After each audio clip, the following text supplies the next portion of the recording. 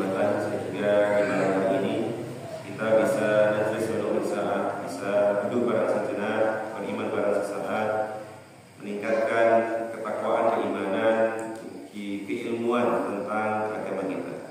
Bahwa beragama menipu enten rituale, enten pemahamane.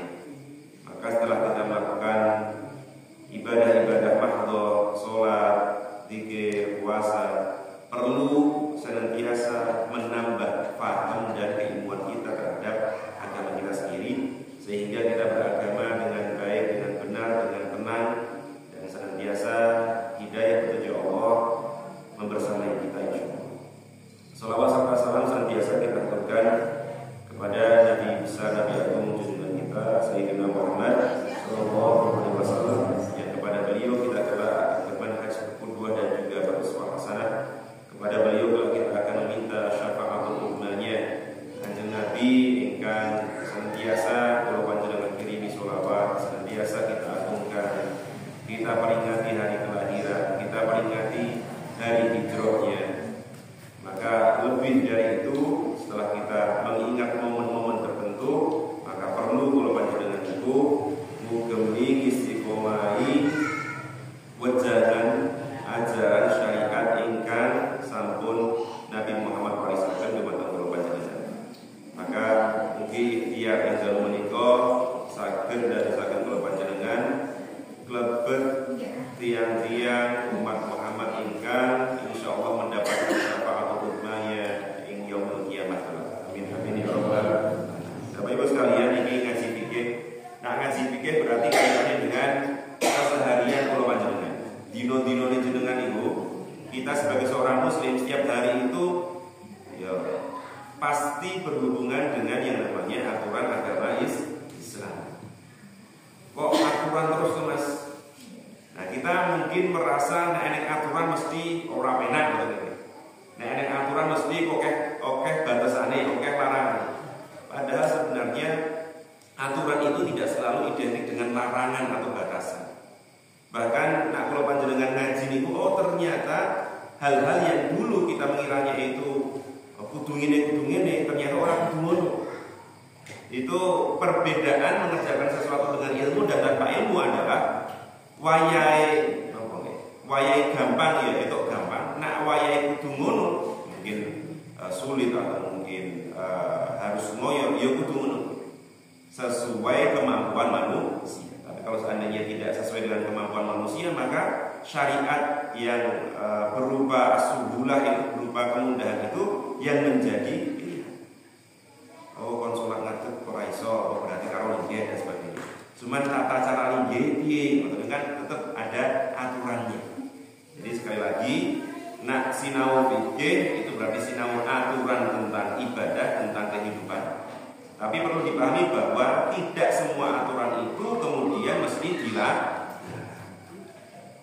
Nah ini masuk ke apa nopo kira-kira. Buat proses suwe. Dulu kita senang ngaji fikih, kemudian dijeda halal haram, kemudian dijeda ada tentang rumah tangga. Nah ini tentang mandi besar. Mandi besar itu biasanya istilahnya mandi junub, mandi besar atau mandi junub. Bismillah. Di mana Pak? Adus keramas. Nah adus keramas kemudian identiknya kudu nggawa clear, nggawa sampo. Padahal sebenarnya keramas itu kalau dalam terminologi atau istilah mandi besar, boten kudu nggawa sampo. Aku lihat. Mandi besar, oh berarti kudu cepat-cepat sampo karo sabun. Biasanya kalau ngoten nggih, persepsi kita kudu jenenge mandi ya kudu sabun. Tapi ternyata kan cara pikir yang namanya mandi besar itu tidak lantas harus pakai sabun ataupun sampo. Nah, kita lanjutkan dulu definisi. Jadi jenenge adus niku insyaallah nek kula panjenengan ya wis khatam lah bab adus niku. Mun pinten taun adusnya jenengan? Kat bayi mungkin wis kungkum. Nah biyen ora adus nek biyen kungkum. Kungkum ning kali ning kalen bukan. Jadi definisi dari mandi menika mengalirkan air ke seluruh tubuh, simpel itu. Jadi definisi suci mandi. Apa itu mandi besar? Mandi besar adalah mengalirkan semua air ke atas atau ke dalam semua tubuh manusia. Jadi takmimul jasadi bil ma'i atau gebyur toyo alal jasadi terhadap jasad kita. Tapi nak jenenge mandi besar kudu enten niat. Biniyati rafil hadasil akbar. Jadi gen bedake endi kungkum di adus ramas dalam arti mandi janabah niku adalah niat. Maka mandi besar itu harus ada biniyati rafil hadasil akbari li ibahati ma mana'ahu minal ibadah. Kudu diniati untuk menghapus atau mengangkat atau menghilangkan hadas akbar. Hadas akbar itu apa? Nah, akbar kabir gede. Hadas akbar itu biasanya maksudnya adalah setelah kita melakukan hubungan biologis suami istri, itu berarti hadas akbar. Setelah junub atau mimpi basah itu hadas akbar. Soalnya kadang disebut BAB ini singkatannya apa?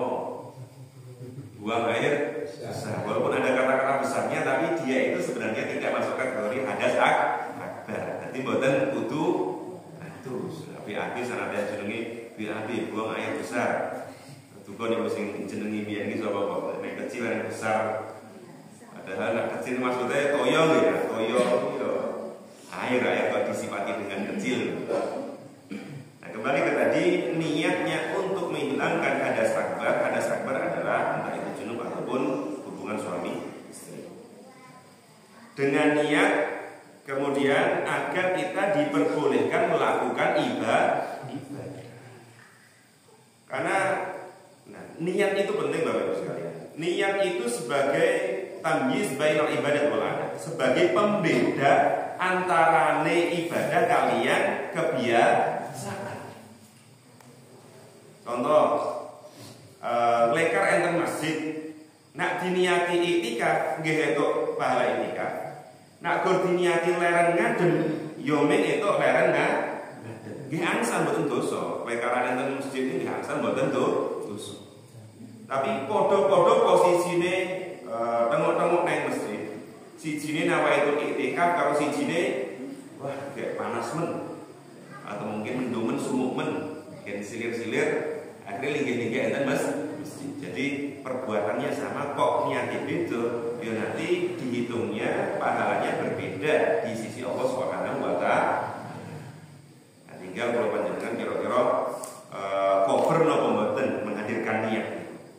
Nah, mboten niat ya ora apa-apa, jenenge linggih-linggih nang masjid ini kan tanpa niat apa. Jadi juga jangan mengira bahwa kabeh-kabeh kudu diniati. Jadi nggih mboten kudu.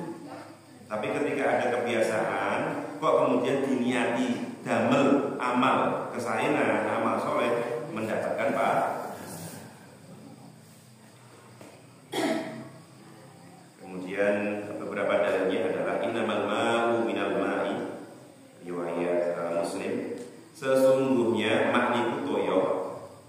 Tapi maksudnya di sini adalah sesungguhnya mandi besar itu disebabkan minal ma'i, disebabkan turunnya air mani. Air al-ittisal minal inza, kewajiban bagi orang yang keluar air mani, entah itu karena junub ataupun karena hubungan suami istri, maka dia berkewajiban untuk al-ittisal atau mandi besar. Kemudian hadis lainnya adalah idza jalasa rajulu baina syu'abihal arba', apabila seorang laki-laki kok menduduki 4 cabang dari pasangannya. 4 cabang itu bisa loh. Ini loh, 4 patah cewengan itu.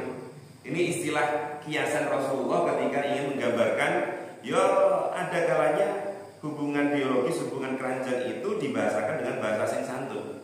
Maka Rasulullah bukan mengatakan apabila seorang laki-laki istri terhadap istrinya, tapi menduduki 4 cabangnya. 4 cabang itu apa? Ini kan. Maksudnya adalah ketika seorang laki-laki kok wis ngentupi bojone, maka summa jahada, dan kemudian jahada itu menyungguh-nyungguhinya. Karena mungkin kan kalau selo-selo mesti karo pinten barang Jahada itu jihad atau sungguh-sungguh, itu sebagai gambaran yo jenenge hubungan ngoten niku ya mesti sungguh-sungguh. Atau dolanan maaf keri ra penak. Faqad wajibal ghusl, maka telah wajib baginya untuk mandi besar. Wazada Muslim wa illam yanzil. Kemudian Imam Muslim dalam riwayat lain mengatakan sanajan ora metu. Sing metu napa nek kira-kira? Iki bab dewasa soalnya iki kudu disampaikan apa adanya. Sanajan boten keluar air mani. Intine pokok nek wis ketemu kemudian bersungguh-sungguh ketemu dua khitan, kedua alat vital, sanajan boten medal air manine, tetap dia sudah dikatakan wajib untuk mandi berwudhu. Hadis selanjutnya, idza asabal khitanu al-khitana faqad wajaba al-ghusl. Kira-kira sama riwayat Ahmad bin Malik. Kemudian kapan wajib mandi besar? Nah, ini penjabaran dari hadis-hadis tadi. Mandi besar itu kira-kira kapan? Pertama adalah keluarnya mani saat tidur maupun terjaga. Jadi kalau tidur keluar mani berarti dia mimpi basah. Tapi kalau terjaga pas melek berarti maksudnya adalah mungkin maksudnya ini berarti dia bisa jadi melakukan pemaksaan atau pemaksaan masturbasi atau onani. Bukan ngertos ya? Dia memaksa alat vitalnya, mungkin menghayal dan sebagainya, waktu itu sampai kemudian keluar air mani. Jadi itu juga bagian yang mengharuskan orang itu untuk mandi besar. Tapi Bapak Ibu kedah membedakan endi mani, endi mandi. Karena niki babagan lanang sing roy ya sing lanang ya. Dari alat vital laki-laki itu biasanya muncul 3. Ada air kencing itu, ada madi, ada mani, ada wadi. Nah, air kencing saya kira jelas. Nah, yang 3 ini, kalau wadi itu cairan, ya mungkin orang terlalu kental, tapi dia cairan putih bening, dia biasanya keluar karena capek, itu wadi. Kemudian kalau madi itu semacam ya cairan juga yang keluar, bukan mani, tapi seperti mani, dan dia biasanya keluar sebagai semacam cairan awal ketika akan melakukan hubungan suami istri. Itu yang mirip-mirip, tapi bukan mani. Baru kalau mani ini, ya saya kira wis roh dewi-dewi dan dewi-dewi itulah yang kemudian menjadi penyebab seseorang itu melakukan mandi besar. Tapi Bapak Ibu, kalau seandainya mani itu keluar bukan karena hubungan suami istri, bukan karena junub, karena sakit, maka hukumnya seperti hukum kencing. Jadi cukup dibasuh saja, kemudian wudu, kemudian melakukan ibadah. Kemudian tadi dikatakan tentang idza iltaqa al-khitan wal-khitan. Ketika bertemunya dua alat vital, laki-laki dan perempuan sudah bertemu berarti sudah bersentuhan, maka itu juga wajib melakukan mandi besar. Lalu yang ketiga adalah khusus bagi perempuan yaitu setelah selesainya haid dan nifas. Nah, haid ini sebenarnya pembahasan yang detail, ada haid, ada istihadhah, ada kemudian pembahasan tentang durasi haid. Ternyata hukum haid itu kata sangat. Ini hukum khusus untuk perempuan. Jadi kalau selesai haid, maka dia wajib untuk melakukan mandi besar, baru kemudian dia melakukan kewajiban-kewajiban seperti nifas juga demikian. Kalau nifas dan nifas itu kan buatan kudu 40 dino gitu. Kalau nifasnya mungkin 20 dino, 30 dino, selesai dia nifas, sudah diketahui dari dirinya sudah berhenti darah tersebut, ya sudah dia mandi besar, kemudian melakukan ibadah. Baru yang terakhir adalah meninggal dunia. Meninggal dunia kok wajib mandi? Kira-kira adusnya piye? Padahal mayit. Ya. Berarti mayit itu maksudnya adalah wajib untuk dimandi. Ya. Itu wajib itu. Walaupun wajibnya adalah wajib kifayah. Wajib kifayah menika sesuatu yang harus dilakukan walaupun bisa untuk dengan perwakilan, wajib kifayah atau fardu kifayah. Tapi kalau seandainya satu kampung itu tidak ada yang memandikannya, ya berarti satu kampung muslim semua itu ya mendapatkan dosa. Maka penting sebenarnya untuk mengetahui identitas agama seseorang itu penting. Bukan untuk klaim-klaim surga neraka, bukan untuk gagah-gagahan, tapi ketika kita punya saudara muslim, maka sebenarnya dia punya hak-hak keislaman yang harus dipenuhi dari sesama kaum muslimin. Maka kenapa nopo toh nak mlebu Islam dadak kon deklarasi gitu, ya, dipersaksikan, diumumkan, ya karena agar orang-orang satu kampung itu ketika ada sesuatu hak yang wajib diberikan kepada sesama muslim itu, orang kampung tahu, kemudian memberikan kewajiban tadi kepada yang berhak orang muslim. Tapi kalau seandainya tidak ada yang melakukannya, ada kemungkinan satu kampung lagi mendapatkan dosa meninggalkan fardu kifayah. Nak mati nebiye, saya kira yang seperti ini ada di lingkungan kita. Jaring ini jaring mono sing bener sing ndi, ngoten ya. Maka penting untuk kita memberitahukan orang, kalau mungkin ada mu'alaf, ada orang yang ingin hijrah, kok aku isin, aku iso sholat, aku iso gabung ning kanca-kanca karo masjid, ya enggak apa-apa, tapi paling enggak diberitahukan bahwa ini asyhadu an la ilaha illallah wa asyhadu anna muhammadar rasulullah. Paling tidak kesaksian dia, kemauan dia menjadi muslim itu diketahui oleh orang, walaupun mungkin dengan yo tadi dijagani, oh nak kowe meninggal, nak kowe arep dikubur, nak kowe iki arep nikah dan lain sebagainya, kamu itu mendapatkan hak-hak keislaman.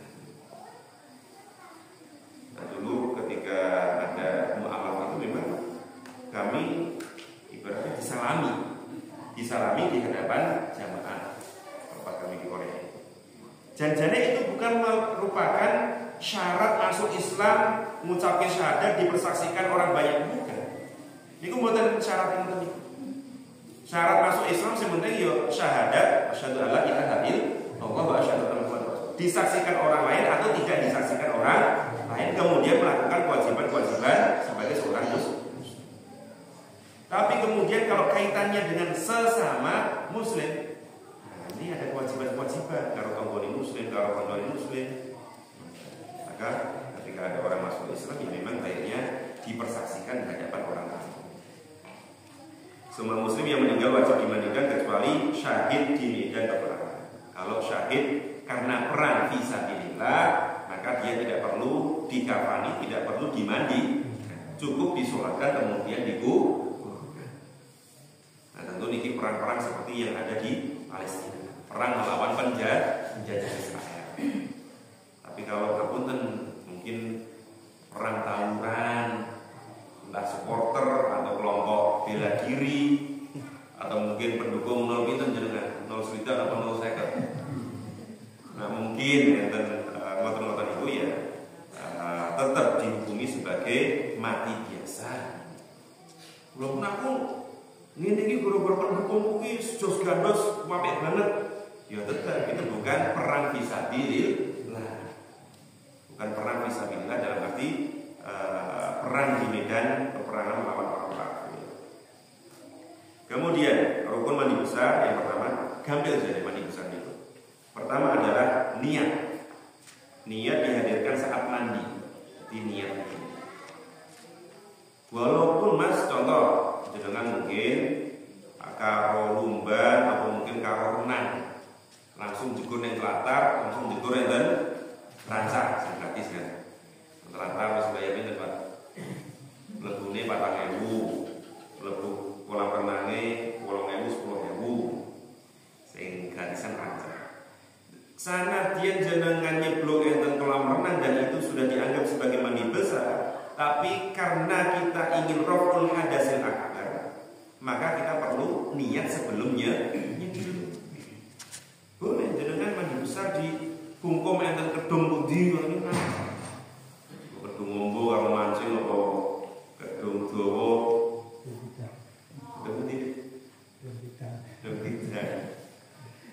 penting enten niate. Enggak apa-apa, boleh kok di tempat seperti itu boleh. Apalagi dia yang penting adalah mengalir. Kolam renang itu akhirnya dihukumi mengalir. Dia mengalir dia. Apalagi seperti ngerancang Karatar, karena dia volumenya besar. Apalagi kalau mungkin mandinya di sungai. Ini sungai sing biyen ya, sungai sing bersih.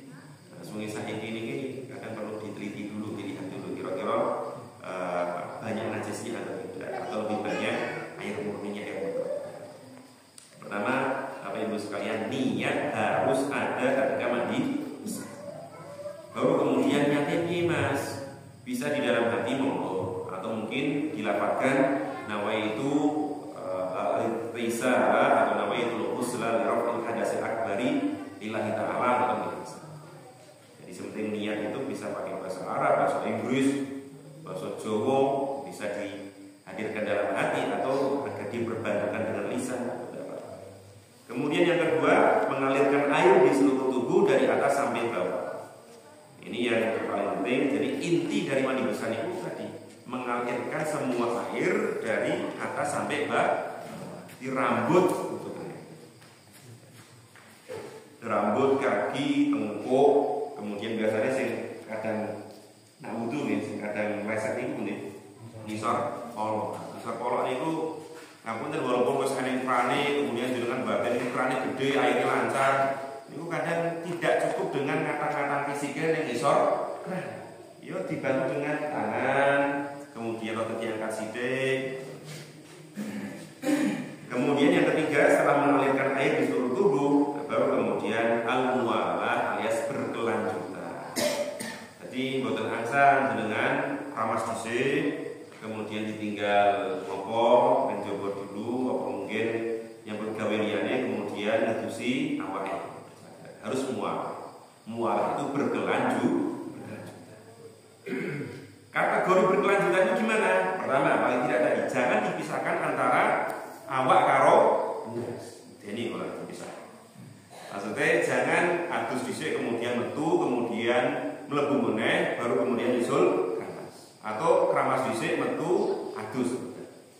Tapi dengan satu tempo atau satu momen gerujuk banyu dari kepala sampai ke badan. Sangat yang satu gerujukan itu mboten ngenai kabeh awak. Kan mustahil walaupun jenengan langsung ngangkat ember gede gitu, langsung digerujuke itu pasti tidak 100% langsung terkena air semuanya.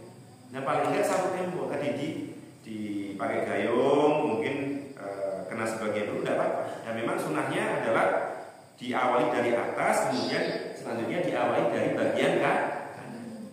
Ramas dhisik, ya, nah, diterjemahkan mungkin bagian mustaka kepala, kemudian badan atas ini. Kemudian tangan kanan dan kaki kanan dialirkan air, kemudian tangan kiri dan kaki kiri, baru kemudian semuanya pastikan semua air itu mengenai tubuh.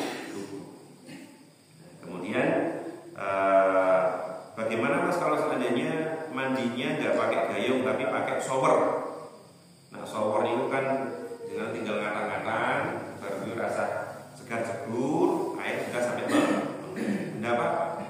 Karena ada yang mengatakan, wah rasa jenenge adus itu kudu eneng tadlike. Tadlik niku maksudnya adalah semacam ngemek-ngemek tangan, ngemek-ngemek badan. Kalau shower itu kan pokoknya dengan ngadep ning shower mengalirkan air maka seluruh tubuh basah. Itu sudah sah. Tapi untuk memastikan agar semua air itu mengenai semua tubuh kita ya harus tangan itu dialirkan ke bagian-bagian yang mungkin tidak terjangkau air tadi.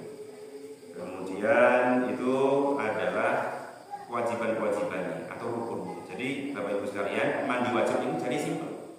Niat, gebyur awak, kemudian berkelanjutan. Perlu wudu apa badan? Perlu wudu? Karena dulu mungkin kita mendengarnya tidak dengan porsi fikih, porsi ajaran, porsi praktek. Ya tidak apa-apa, betul. Cuman akhirnya kalau menganggap itu bagian dari mandi wajib dan kemudian kalau nggak butuh kemudian menganggapnya batal, itu yang muskilah. Karena wudu untuk mandi besar itu bukan merupakan rukun. Maka kita simak tadi, rukunnya apa? Niat, kemudian mengalirkan semua air, kemudian berlanjut. Ya itu tok. Nah, kita mempelajari sunnah itu bukan dalam rangka meremehkan, tapi agar tahu di batasan maksimal, di batasan minimal. Dan ini harus dipahami. Jangan pernah punya anggapan nek sinau fikih bedake wajib sunnah engko mesti ngremehke. Itu salah. Karena kalau semuanya dianggap wajib, nah punten, itu pun juga bagian dari merubah hukum orang wajib kok dikatakan wajib. Apalagi nanti mungkin kaitannya dengan melihat orang lain, wih wajib orang dilakukan, berarti rasa, berarti salah sesuatu. Akhirnya kan kayak gitu. Karena kita tidak membedakan mana sunnah, mana wajib. Sama seperti sholat nanti. Pembahasan sholat itu selama ini yang kita lakukan itu janjane. Ada yang bagian dari rukun yang harus dikerjakan, ada yang bagian sunnah yang kalau tertinggal itu sholatnya tetap sah, tidak usah diulang.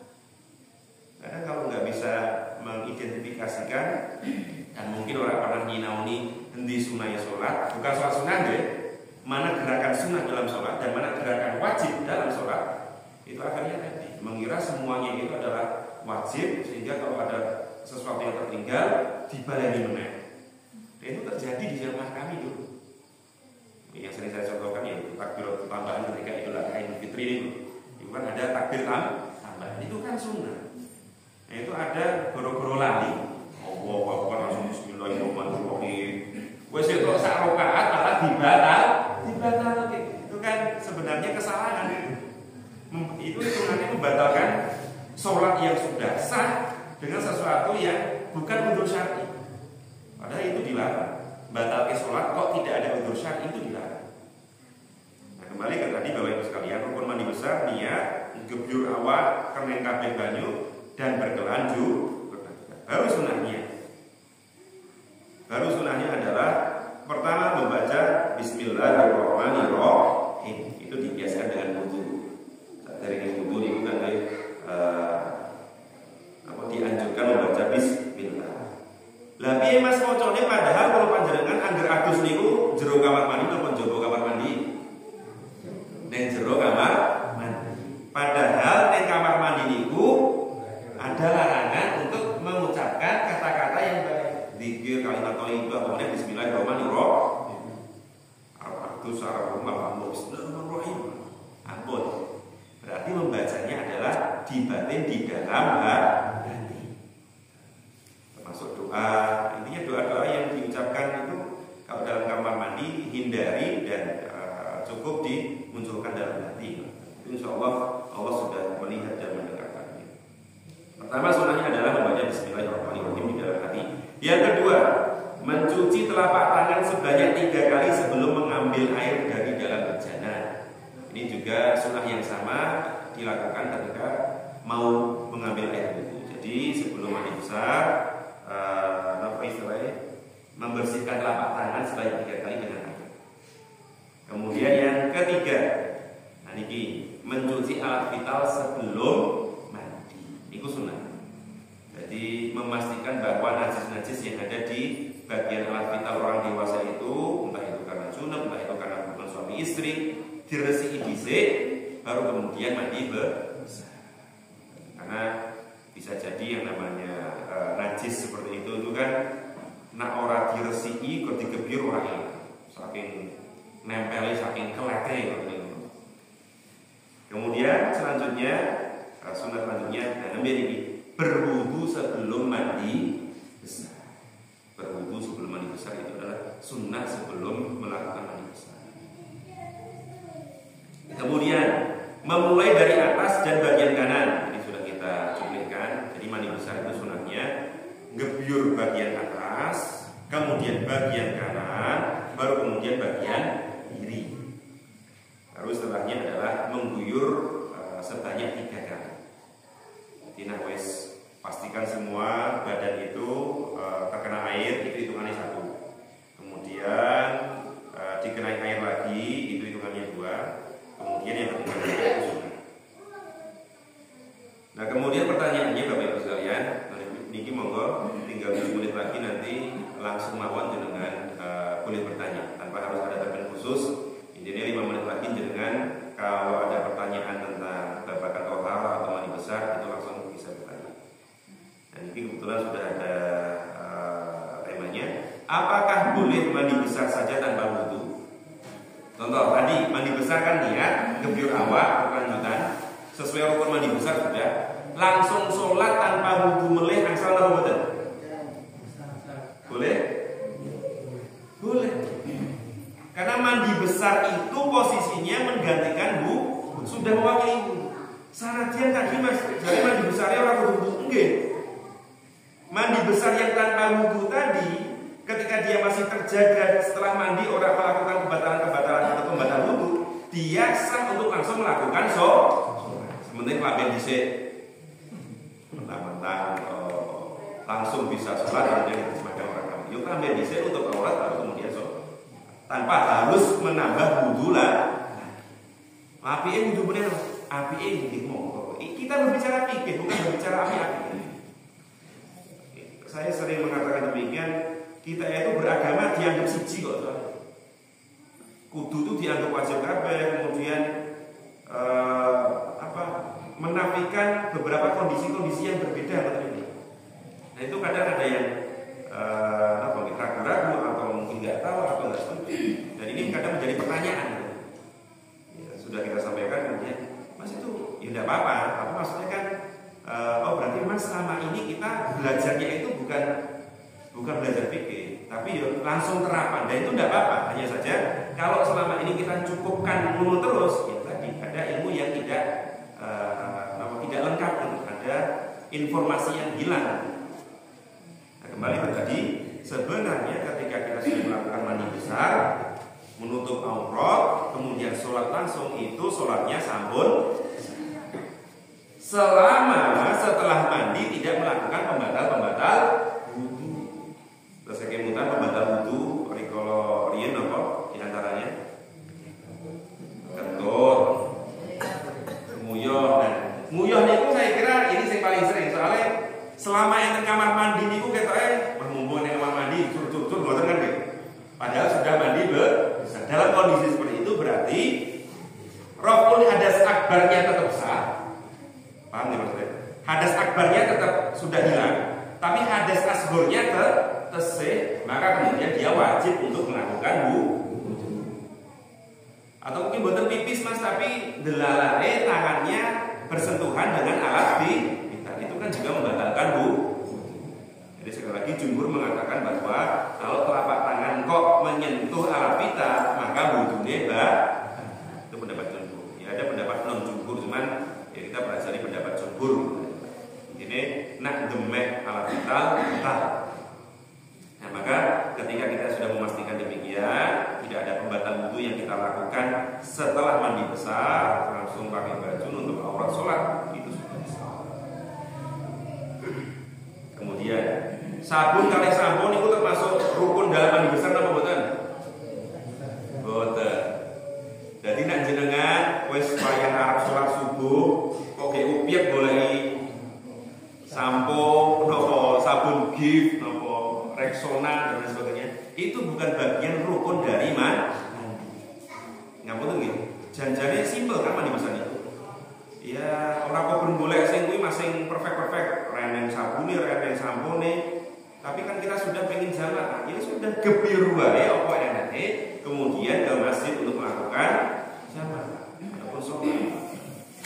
Daripada golek-golek sampo, golek-golek sabun, ketekan waktu, itu kan kadang pertimbangan salah itu.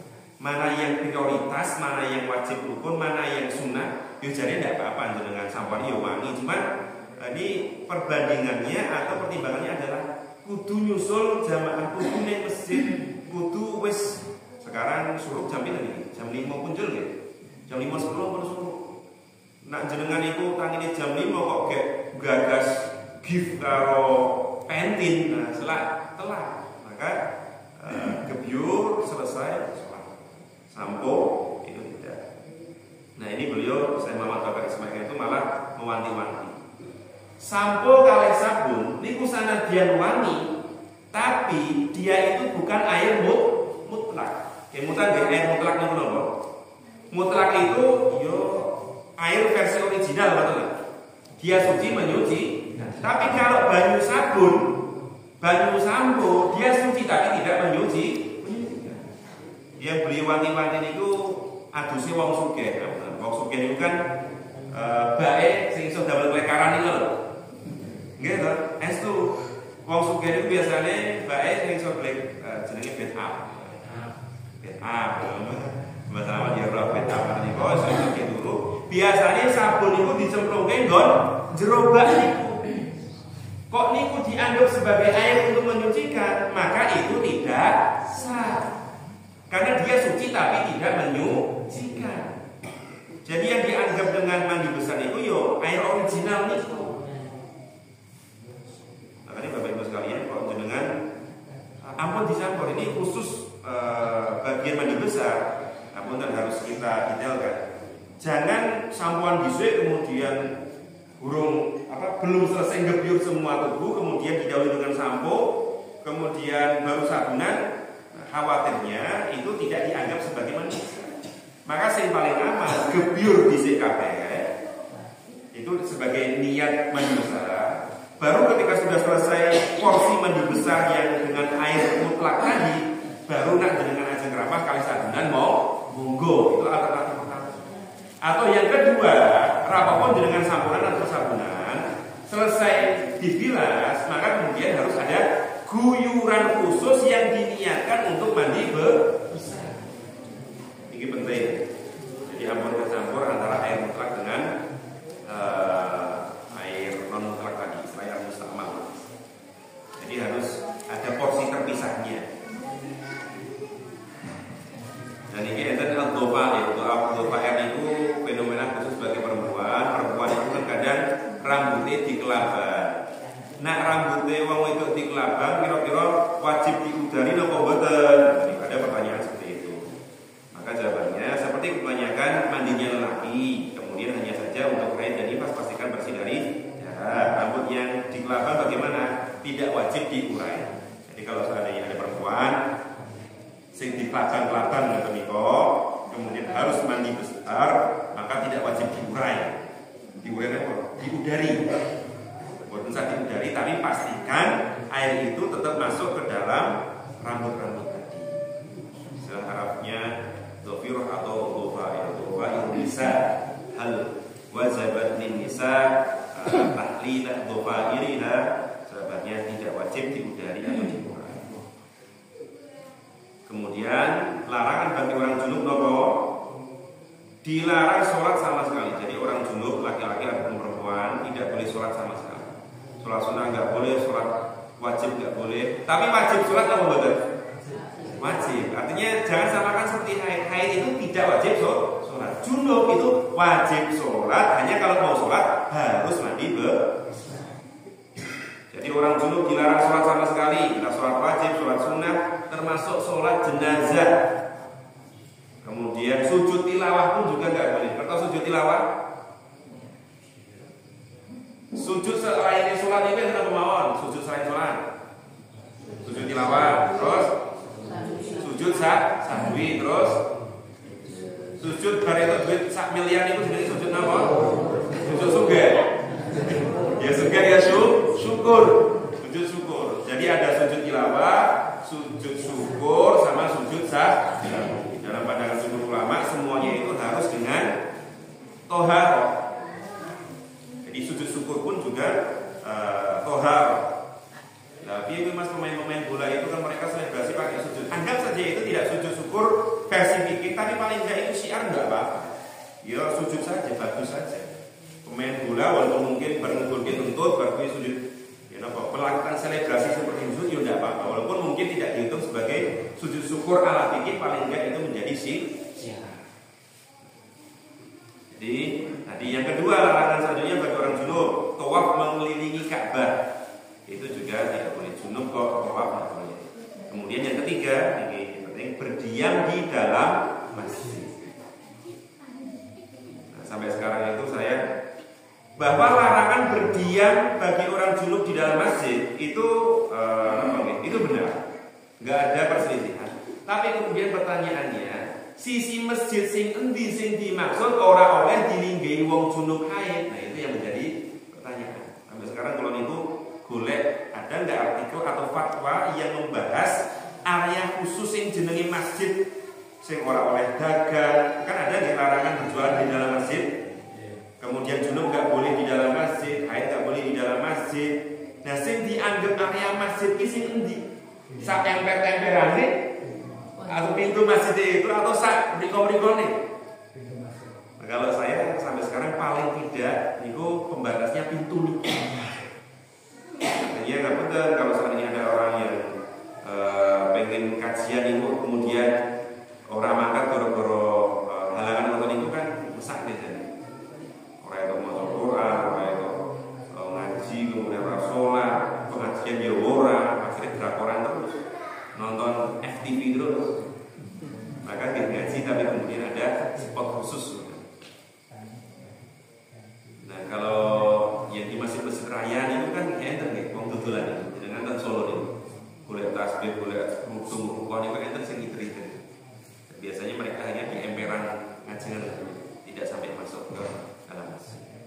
Termasuk nanti juga ada larangan umum ke barang walaupun larangan ini masih salah tapi intinya memang perlu untuk identifikasi area masjid di. Nah paling tidak tadi area masjid yang jelas-jelas itu bagian masjid ya yang ada pintunya. Maka kadang ini pemikiran bersama masjid hariane wong kampung ibaratnya itu sing di sholat paling mau 20 kok digaya jembar banget itu mesake ya terlalu membatasi bagi orang-orang yang ada halangan. Nah kalau niku seneng nyawang masjid papringan. Masjid papringan itu area tertutup ini terbatas sih. Sing ombo niku emperan. Artinya nak pengajian itu sing kait sing juluk niku aman ngene emperan-emperan buri. Ora kudu kemudian rasa mangkat tak sunut. Tapi kalau masjidnya dibuat tadi ada batasan khusus, ya terbatas saja. Tapi emperannya ombo itu memungkinkan untuk dijadikan sebagai area pengajian dan kemudian orang-orang yang ada halangan pun masih memungkinkan untuk mendatangi. Kemudian tadi nggak boleh berdiam diri, tapi nak melangkah atau ansar. Mungkin dia mau nggak mau harus ke kamar mandi masjid, itu kan Israel diusapin, dia lewat tok itu ansar. Yang keempat adalah larangan selanjutnya memegang mushaf Al-Quran. Ini orang junub nggak boleh memegang mushaf Al-Quran. Lalu kemudian pertanyaannya, sing dianggap mushaf Quran itu pundi? Buku tafsir termasuk mushaf apa betul? Tidak. Jadi yang dianggap mushaf Quran adalah buku atau kertas yang di dalamnya hanya Al-Quran dalam bentuk bahasa Arab. Bahkan saking akan memudahkan itu, sebagian ulama mengatakan Quran terjemah ala kemenak tadi itu termasuk yang masih dibolehkan untuk dipegang oleh orang-orang yang lain. Karena kategorinya bukan mushaf murni. Tapi nak pulau, ya nak mushaf kemenak aja lah. Masih maksudnya ini pendapat pribadi saya, opini pribadi saya, boleh nggak setuju? Tapi maksudnya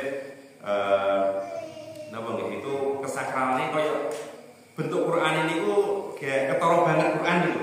Tapi kalau sudah menjadi buku agama, buku tafsir, sanadyan enten potongan Al-Quran, tapi itu bukan mushaf Al-Quran, sehingga tetap boleh orang kait orang junub maca buku tafsir ansar.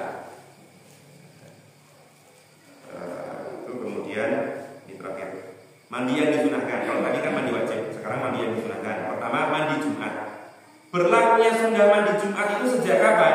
Sejak fajar hari atau pagi hari, sejak bar subuh atau mungkin jam itu nak jenengan mandi diniati mandi sunat Jumat, niku pun angsal pahala mandi untuk Jumat. Walaupun al-afdal qabla dhahabi ila sholat. Walaupun afdalnya memang sadurunge mangkat Jumat. Kadang kalau ini dipraktekkan di pondok koyo beberapa santri kami itu akhirnya kita larang. Soalnya wis wayahe itu tune masjid akhirnya malah sibuk mandi. Iki sing muskilah nih. Wis wayahe nang masjid, dalile persis. Ini kan mandi Jumatan Ustaz, ini sunnah. Estu niku enten santri-santri sing dalil ngoten iki. Tapi nek genep wong 20, wong 50, akhirnya malah masbuk Jumatan. Jadi kalau seandainya tidak bisa pada porsi ideal ya tadi tetap mandi jam itu saat pergi sekolah, tapi diniati tinggi mandi sunat Jumat. Atau mungkin nak kerja ya mandi kerja tapi diniati oh ini Jumat tak niati. Pembedanya niat kok. Pembedanya niat. Mandinya tetap podo wae. Yang kedua mandi untuk 2 hari raya jelas Idul Adha sama Idul Fitri. Yang ketiga mandi setelah memandikan orang mati. Nah ini termasuk fikih meleh. Biar mungkin menyangkani baru reduksi mayit atus kono. Itu kalau nggak dibahas secara fikih mesti sebagian orang menganggapnya sebagai kudu atus. Nak baru reduksi mayit kudu atus meneh. Padahal itu tidak wajib, tapi memang disunahkan bagi orang sing baru reduksi mayit, disunahkan bagi dia untuk mandi. Hadisnya adalah man ghusala mayyitan falyagtasil wa man hamalahu falyatawaddo. Sing bar reduksi yo atus, sing bar gotong disunahkan untuk wudu. Itu sunah juga. Orang kudu wudu tapi sunah wudu. Dan itu kan sunah-sunah nak jenengan pun terbiasa itu tetap dilakukan sambil menambahi ilmu bahwa ini adalah untuk diniatkan sunnah. Kemudian yang keempat adalah mandi saat ihram, itu jelas. Ya mungkin-mungkin kalau panjenengan ditakdirkan oleh Allah untuk berkunjung ke Baitullah. Amin ya rabbal alamin. Entah untuk umroh ataupun untuk haji. Yang kelima adalah mandi saat hendak masuk kota Makkah. Ini jelas. Mandi saat turunnya Makkah. Yang terakhir adalah mandi saat wukuf Arafah. Bapak Ibu sekalian, sebelum ihram itu disunahkan mandi. Kemudian ketika Arafah itu juga disunahkan mandi. Kemudian wangi toh. Tapi bukan lantas artinya jadi harus dibedakan. Sebelum ihram, sebelum wukuf Arafah itu memang disunahkan untuk memakai wangi-wangian ataupun mandi. Tapi nak wis go baju ihram niku mboten asal go wangi-wangi. Ini wangi-wangian yang khusus. Tapi kalau sanadyan cuci tangan ada wangi-wangiannya itu tidak apa-apa. Maksudnya yang dilarang memakai wangi-wangian ketika ihram itu parfum itu, parfum khusus. Jadi kok nilai kayak wangi sabun, wangi sampo atau wangi untuk ihram itu tidak apa-apa. Yang dilarang adalah memakai wangi-wangian parfum ketika sudah ihram. Nak sak turun ihram tidak apa-apa. Saya kira itu yang bisa saya sampaikan. Saya kira tidak ada pertanyaan yang kita cukupkan sekian. Dan ke depan kalau seandainya ada pertanyaan bisa disampaikan di pas tengah siang atau mungkin di Japri dan Bapak kita bahas bareng-bareng agar yang menjadi keraguan, ketidaktahuan atau mungkin yang selama ini kita tanya-tanyakan itu duduk persoalannya bagaimana itu bisa kita bahas bersama-sama di kajian. Mengenai air mani itu yang wajib mandi kan air mani.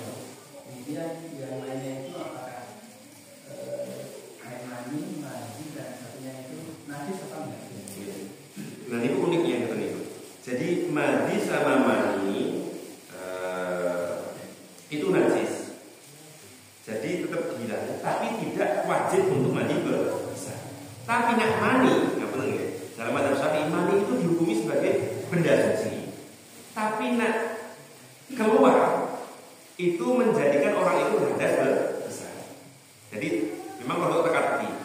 Nah, tadi bertanya tentang tadi yang dari saluran air kita itu ada air kecil, baulun, ada baulun, maniyun, wadiyun. Kemudian sing tiga ini air kencing, madi dan wadi itu najis. Tapi tidak sampai kepada harus mandi besar. Artinya kalau jenengan mungkin sampai itu kan ada cairan-cairan yang mungkin jenengan mungkin kiranya mani padahal bukan mani. Itu yang enggak wajib mandi besar, tapi itu najis sehingga harus dibersihkan. Ya harus itu juga kalau mau sholat. Tapi kalau mani, ya benar dalam madzhab Syafi'i mani itu dihukumi tohar, dihukumi suci. Tapi yang membuat dia mandi besar apa? Aktivitasnya. Entah itu elek mani, nah nine atau mungkin hubungan suami istrinya itulah yang menjadi sebab untuk mandi besar. Dari Imam Syafi'i nggih canggih. Lah manusia itu dari mani kok. Nak mani niku dihukumi najis, itu berarti ini najis. Yang pertama tadi. Yang kedua, beliau mengambil dalil dari suatu ketika dari Bunda Aisyah meriwayatkan bahwa Rasulullah itu melakukan sholat wa fi izatihi atahun minal mana. Jadi di selendang atau izar itu kayak berikin mungkin sarungnya Rasulullah itu ada bekas maninya. Ya wis dicuci cuma orang hilang. Dan itu masih kelihatan. Rasulullah sholat dengan menggunakan kain itu. Dari berbagai dalil tadi disebutkan bahwa maninya itu sendiri sebenarnya tidak najis. Yang menjadikan dia berhadas akbar itu adalah aktivitasnya.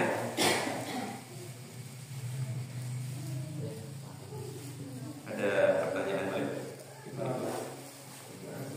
Ini kaitannya oleh Yai meninggal. Tuan penggal 5 Ramadan itu penggete itu meninggal. Dia mengaku Islam juga, tapi tidak sholat. Nah, kalau kan betul mau ini bukan sarean. Nah, ini kok dia harus dimandikan. Nek sholatnya jelas mendikan itu pentingnya penting sholatnya. Nah, kalau kan ya kalau sarean betul sholat jadi mendikan. Menurut saya dimandikan dan disolatkan itu bagaimana? Ini sebenarnya pembahasan tentang akidah. Jadi fikih tapi dasar awalnya adalah akidah. Karena kaitannya dengan Islam kafirnya seseorang itu dibahas dengan akidah. Tidak apa kalau kita salah. Tapi maksudnya ini kembangannya atau dasar masalahnya adalah tentang akidah. Maka nanti kita akan berbicara orang itu tetap menjadi muslim itu kapan, menjadi non muslim itu kapan. Kemudian nek muslim itu kudu maksudnya apakah semua muslim itu pasti taat semuanya? Atau ada model muslim yang capek-capek fasik? Muslim fasik, kan? Kadang yang kita bingung adalah kita di muslim fasik. Nah, secara akidah orang muslim kok fasik, ya sudah dia tetap muslim. Kefasikannya itu, kemaksiatannya itu tidak menjadikan dia otomatis auto kafir sehingga kehilangan hak-hak Islam. Bahwa kemudian nanti dia mendapatkan azab dari Allah Subhanahu wa taala dan sebagainya, yaitu tergantung Allah. Dan sesuai janjinya iya, kepastikan kemaksiatan akan dibalas oleh Allah Subhanahu wa taala. Tapi bahwa dia masih muslim, dia tetap harus diperlakukan sebagai seorang muslim. Baru kemudian secara selera. Pertimbangan selera itu maksudnya berapa jamaah kok sholat yang dihitung kok aku akan nyolati. Tapi ketika itu sudah ada sekelompok orang yang menyolati, itu sudah gugur dan jenengan ya berarti wes nopo kenesuane jenengan wes terpakilah aku rasa ya wes tidak apa, tidak dosa. Sementing sudah ada yang menanggung sholatnya tadi, entah karena ragu-ragu tentang keislamannya atau mungkin karena ya jadi dalam hati saya masih ngakoni muslim, mas. Cuman dia ini ngelarang aku, cuman dia ini rambayar, dia ini nyebeli, dia ini fasik dan sebagainya dengan berbagai alasan. Kemudian kita sebelum nggak menyolati, ya udah apa-apa. Sementing kalau dia masih muslim tenanan, tetap harus ada yang menyolati. Baru kemudian syaratnya, orang tidak sholat itu tidak satu. Alhamdulillah, saking kepo itu ingin tahu. Entah yang saya dapatkan di Gontor di Al-Azhar ataupun kemudian saya baca informasi atau fikih seberang. Kalau kita kan ada macam madhaban gitu. Ada madhab Hanafi, Maliki, Syafi'i, Hambali, Zuhiri, Salafi, Athari dan sebagainya. Belum lagi ormas-ormasnya. Tapi intinya Bapak Ibu sekalian, sekedar meninggalkan sholat itu belum menjadi dasar bagi kita untuk bisa menghukumi orang tersebut. Harus tahu motifnya. Orang meninggalkan sholat karena menganggap sholat lima waktu tidak wajib, otomatis kafir. sing wajib-wajib ini enggak wajib. Ini istilah wajib secara qat'i.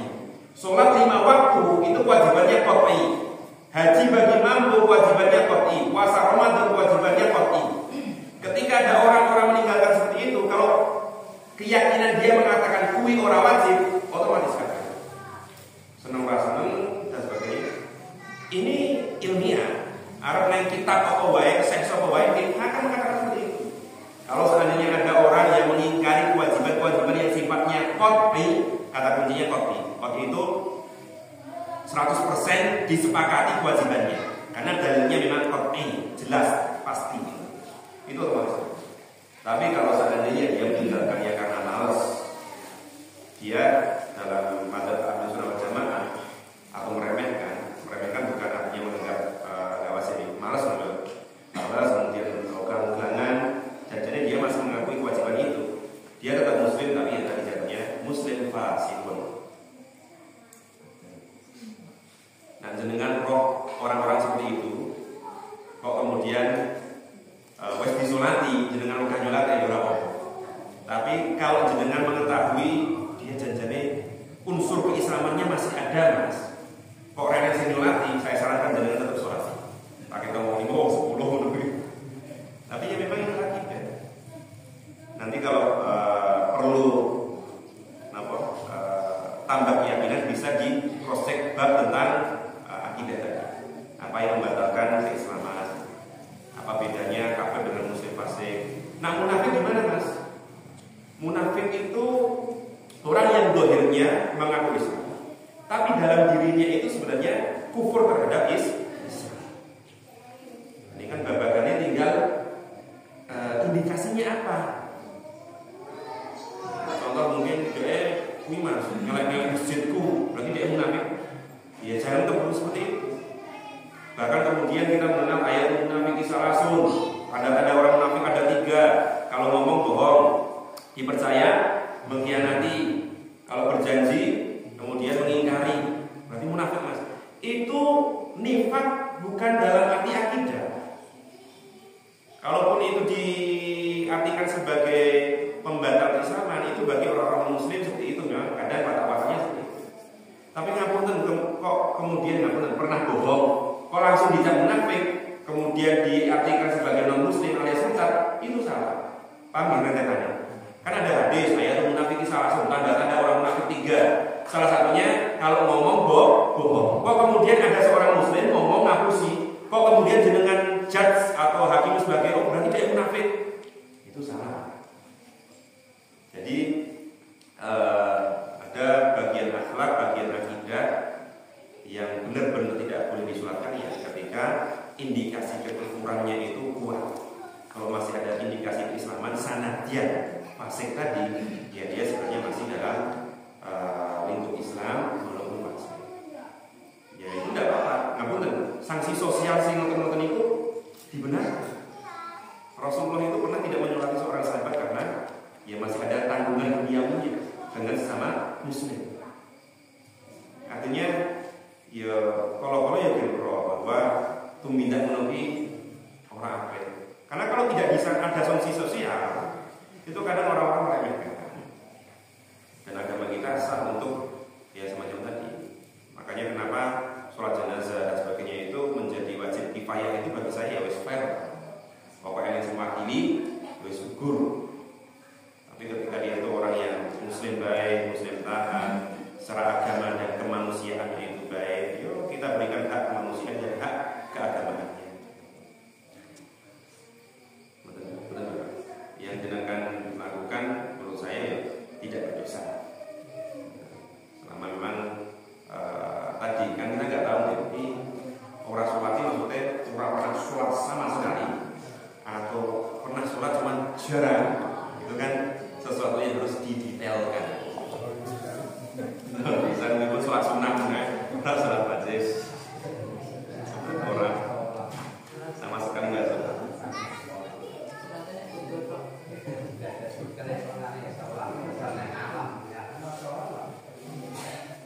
Bisa jadi ya, saya ini bapak akidah ini memang rawan apa? Bapak akidah rawan. Ya kapan-kapan kalau kita sudah rutin. Jadi ngaji niku penak, angger napa nggih? Pertama rutin kemudian sadar. Soalnya kalau orang sadar langsung menuju pokok-pokok sing ibaratnya langsung teko hukum tentang sing macam-macam sing perselisihan itu cepat bubare. Ya jadi nak teko dan siap dengan jawabannya dan konsekuensinya tidak apa-apa kita bahas terus. Cuman kan kadang kita itu belum siap dengan materi-materi itu. Maka sementing ayolah kita belajar sedikit demi sedikit di sing rukun, di sing sunnah, di sing batalke, di sing ora batal. Dimulai dari wudu, sholat itu bukan pelajaran sing remeh-temeh menurut saya. Dan bahkan segede jenengan itu saya yakin lah babakan wudu ataupun mandi besar dan sebagainya sing sifatnya simpel harian itu pasti ada beberapa hal sing mungkin oh ternyata ini gitu. Artinya kita harus semangat ngaji. Kemudian kalau bisa saya sarankan kepada teman-teman semuanya yang mungkin di sini lintas masjid, lintas takmir, lintas desa, nak ngaji usahakan tetap ada kurikulum. Bulan ini, karena memang banyak sekali ilmu agama kita yang harus dipelajari dan itu penting. Bukan sekedar ke patut-patut, nah ini mesti saya kaji ini untuk memahami bahwa Islam itu agama ibadah, agama muamalah, agama sabar, tapi juga agama yang menggerakkan, tentang dunia, tentang ekonomi. Aku boleh aja sama kira-kira tamu dekat, silakan. Oke. Kalau dulu kan ada keinginan misalnya itu bisa tayang. Nah, kalau mengisah bisakah kalau pas sesuatu itu diganti dengan tayammum atau mungkin dengan air hangat atau air panas itu? Oh benar. Jadi pertama saya jawab yang terakhir tadi air panas ada kan? Jangan air panas apa? Air hangat ini boleh. Air hangat, air laut itu boleh. Air laut kan asin mas iya, tapi oleh Rasulullah dikatakan kalau burun ma'u wa baita, dia itu suci batangnya, ya suci batangnya. Itu boleh kalau cuman yang kedua tadi penting bahwa dia posisinya junub, harus mandi besar, tapi ada kendalanya apa? Bisa jadi dia sakit. Nah, kena banyu malah bahaya. Atau mungkin keadaan banyu padahal sudah harus wajib. Maka tayamum posisinya bisa dibandingkan mandi besar. Tayamum itu mas, apakah tayamum normal atau guling-guling gon lapangan? Yo, dan itu ada sahabat yang menunggu ya. Tayamum itu walaupun pengganti mandi besar, yo tetap tayamum biasa. Jadi itu ada sahabat juga yang sahabat ibaratnya di sini kalau Rasulullah. Awalnya sahabat ditanya orang, saya kayak gini ya juga kamu tetap harus mandi besar. Tiba mandi besar malah yang kabar layu yang lagi karena sebenarnya dia itu sakit, junub, sakit kemudian junub. Oleh sebagian sahabat dikatakan dia tetap mandi besar. Mandi besar malah meninggal dunia. Maka para sahabat tadi dijawab sama Rasulullah, seharusnya dia tetap tayamum saja. Kan gitu lah. Subhanallah wa bihamdihi wa syukurun li khalisu wa la ilaha illa huwa. Wassalamualaikum